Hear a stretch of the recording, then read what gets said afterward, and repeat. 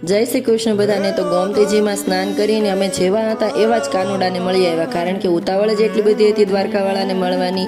પછી નાતની વાડીએ આવી અને ભોજન વગેરે ગ્રહણ કરી અને પછી અમે આવી ગયા અમારા રૂમમાં ઉપર આવીને મેં જોયું ત્યાં તો બહાર વાદળછાયું વાતાવરણ થઈ ગયું હતું, વરસાદ આવવાનું ચાલુ થઈ ગયું હતું ને પવન તો જોરદારનો ફૂંકાતો હતો।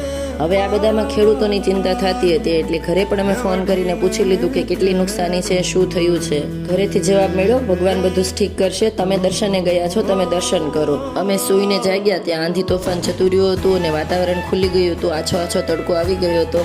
દ્વારકા વાળો પણ સમજતો હતો છેક ભાવનગર જિલ્લામાંથી દર્શન કરવા માટે હું આવી છું, તો મારા માટે થોડું વાતાવરણ તો સુધારે જ ને।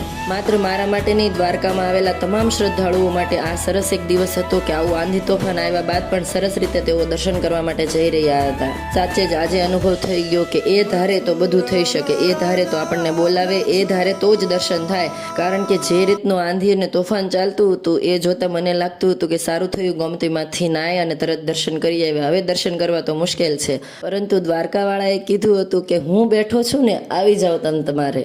આવા સરસ વાતાવરણમાં સરસ ધજાના દર્શન કરી અમે લોકો તો મંદિર પહોંચી ગયા હતા। મંદિરમાં એવું લાગતું હતું કે માત્ર ને માત્ર દ્વારકાવાળાને નિહાળ્યા જ કરીએ। મંદિરમાં જેવો પગ મૂક્યો એટલે એમ લાગતું હતું કે હવે અહીંયા જ રહી જઈએ।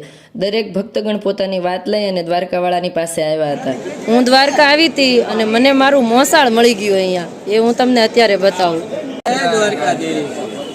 તો અમારા મામા અને માસીના દીકરાઓ ચાલીને પગપાળા કુંભણ ખાખરિયા એટલે કે ભૂરખિયાથી જે સંઘ આવ્યો હતો તેમાં આવ્યા હતા અને 15 દિવસે તેઓ દ્વારકા પહોંચ્યા હતા। તેમનો પણ મેળમેળાપ અમને મંદિરમાં જ થઈ ગયો હતો। સાંજે અમે ફરીવાર ધજાના દર્શન કર્યા અને વાડીએ જવા નીકળ્યા।